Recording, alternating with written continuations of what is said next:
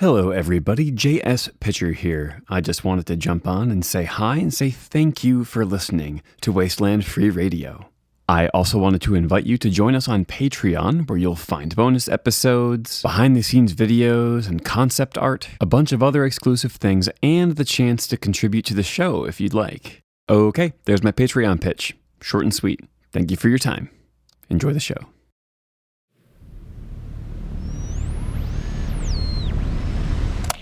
Local authorities have begun listening to this show, and they already issued a citywide ban. Good for us. I'm still your host. You can call me the Lone Transmitter. And coming to you live from Yellowbrook City, you're listening to Wasteland Free Radio.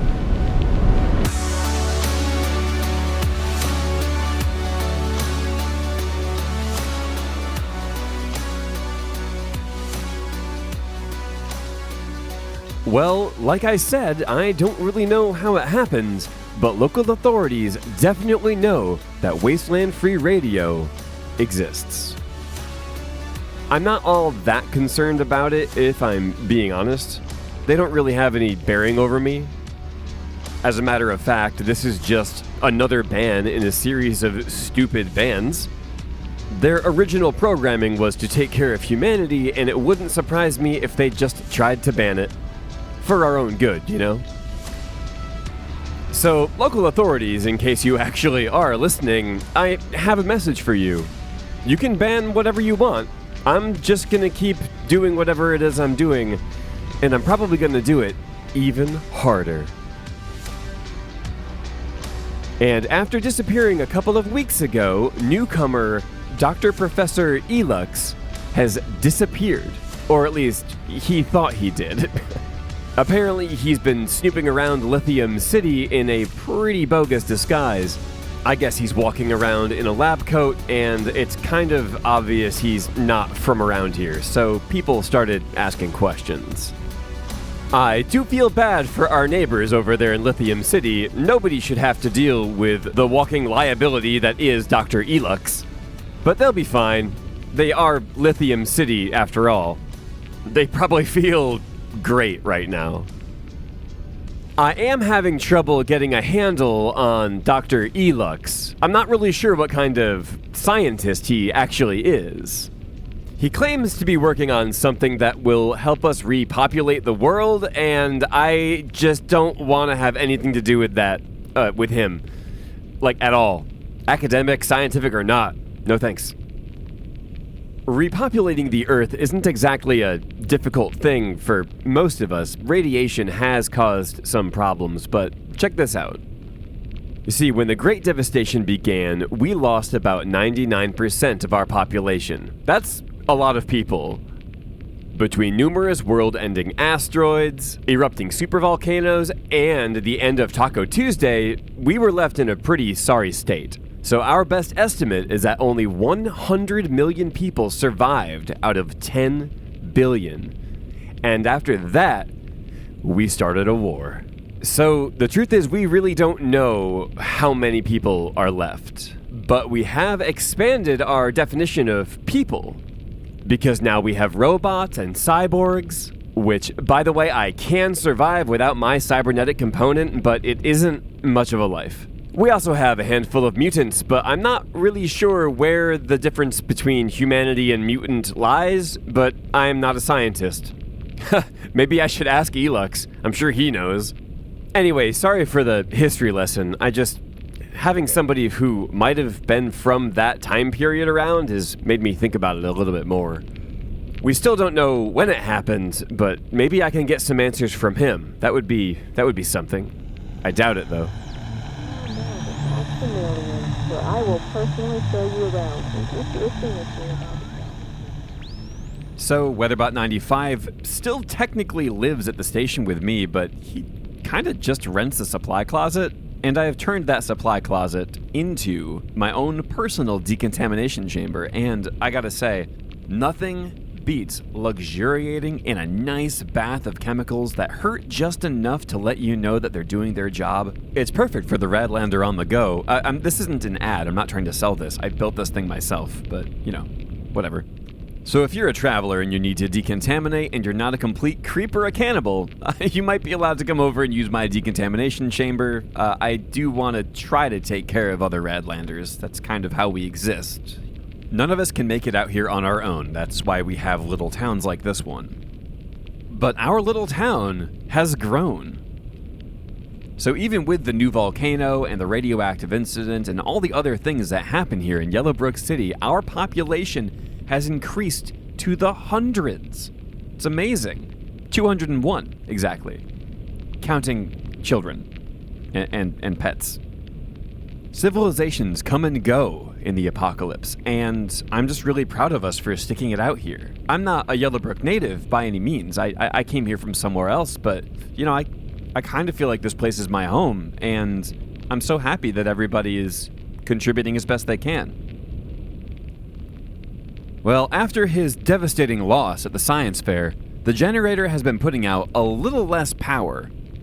I don't think he's doing that on purpose, I just think he's a little sad about his loss.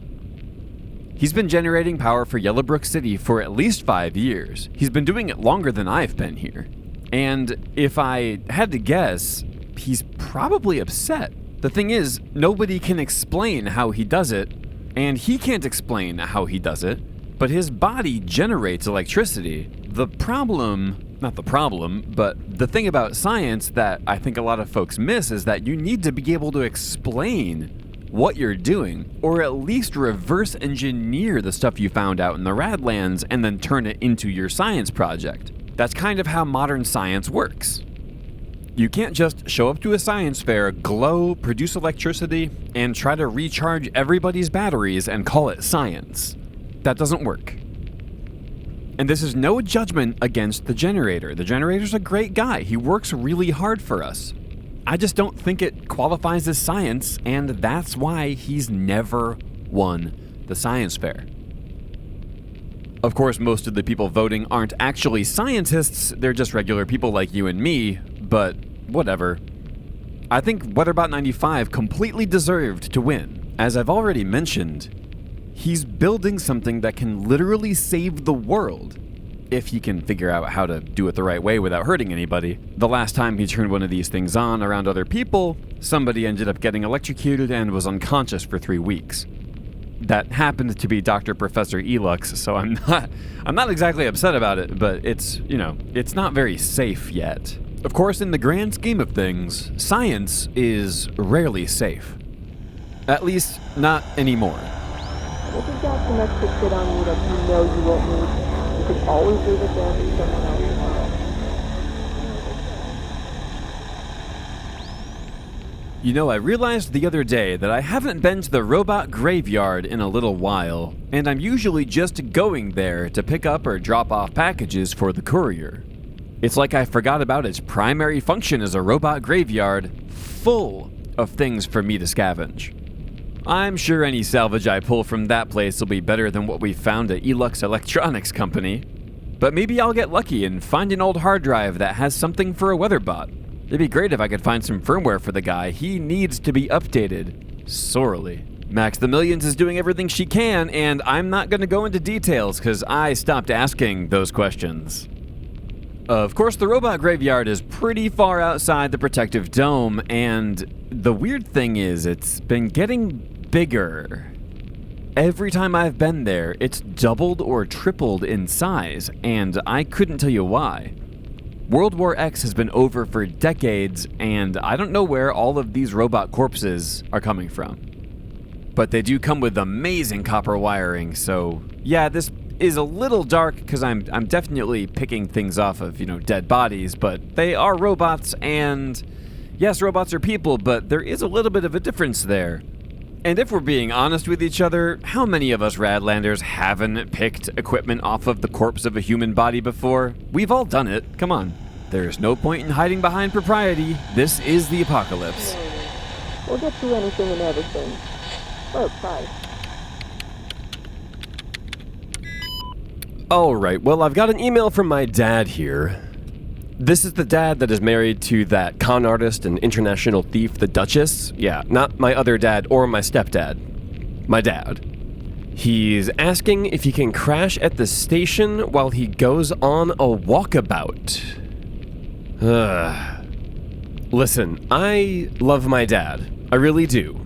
Yes, he's a lot of everything. Dad still lives back home on the farm. Now, the farm isn't what you would expect. Yes, it is a farm in that there are crops that grow, and none of them grow normally. They're all a little bit mutated, but whatever. This is the Radlands. We're kind of used to that. But there's an old strip mine on a hill and a cave that leads to additional mines, and I don't really know what they're looking for. The strip mine was in operation before the Great Devastation, but whatever they were looking for, they took most of it, because it just looks like rocks to me. I'm not a scientist, I'm certainly not a geologist, but it looks like the veins of whatever ore they were looking for are long gone. Of course, the other side of the farm is the locust farm, where we raise locusts. And remember, these are plague locusts. They are very big, they are nasty, and they spew poison gas at everybody who's trying to feed them, but that's not it. Some breeds have learned to shout obscenities in dead languages from the Mediterranean. Now, I don't speak any languages from the Mediterranean. I don't even know where that is. But I can usually tell when someone's cussing at me in a different language. It's just a gift, I guess. So, yeah, I don't know if I'm gonna invite my dad to stay here or accept his invitation to try to stay here, or however this is gonna work. I don't really have the room. The only reason Weatherbot 95 was able to live here for so long is that he didn't really need a lot of space. Alright, I can't leave him on red though. I've gotta respond. See, I don't want to seem uninviting, but I also don't want to spend that much time with him. You know what I mean? Okay. Dear Dad, gosh, that would be wonderful if you could stay here with me. I'll have to check my travel schedule and see if I'm around. Let me know when you're traveling. Thanks. Okay, that's done. Remember, the last time my dad came here, he also brought my stepmom, and all of a sudden I was missing some of my stuff. Mostly just my signal relay, and that was eventually returned to me under weird circumstances. Small potatoes compared to what she usually steals. There's a rumor that she stole an entire abandoned water park, and I don't know how she did that. No idea. But I did see her casing the joint last year, so I believe it. I don't think teleportation is a real technology. I mean, yeah, there's a lot of weird science around here, and like I've said many times, I'm not a scientist, but I am scientifically literate, kind of. Teleportation would violate so many laws of physics, but with the destruction of the moon and a bunch of changes to our orbit, the laws of physics might just be a little more elastic than anybody really thought. Of course, I could just go ask someone who would know the answer to this, except that ever since the destruction of Dynamo Science Labs, there are no more scientists in Yellowbrook City. They didn't blow up or anything like that. My Higgs Boson. No, they left. They just left. I mean, when some second-rate, quote, scientist who calls himself Doctor Professor Elux shows up in a space egg and destroys your laboratory, you aren't left with many options. If the station was destroyed, I would probably leave too. I mean, I do love Yellowbrook City. This place is my home, but this building is actually my home. Even with the local authorities and Doctor Professor Elux and the other dangers the Radlands have, I feel pretty safe here. And that's another reason why I don't want my dad here. He's not a cult leader, but he is a cultist, and I just don't feel safe with those people around. I don't know what to tell you. That might make me a bad son, but I don't really think him being a cultist makes him a very good father, so I guess we can just call it even. Wow, I'm really sorry for turning this into a talk therapy session where I just talk to all of you about my problems. I realize I do that a lot. Alright, let's check some more messages. Well, it looks like I've got a voice memo from someone out there in the Radlands. Let's see what this is about. Hi there. I'm Rad Sky 452, longtime listener, first time caller. I was wondering, where might someone get cybernetic parts? See, I'm a mutant, and my whole left arm is the size of my whole body. It's like the size of a Buick.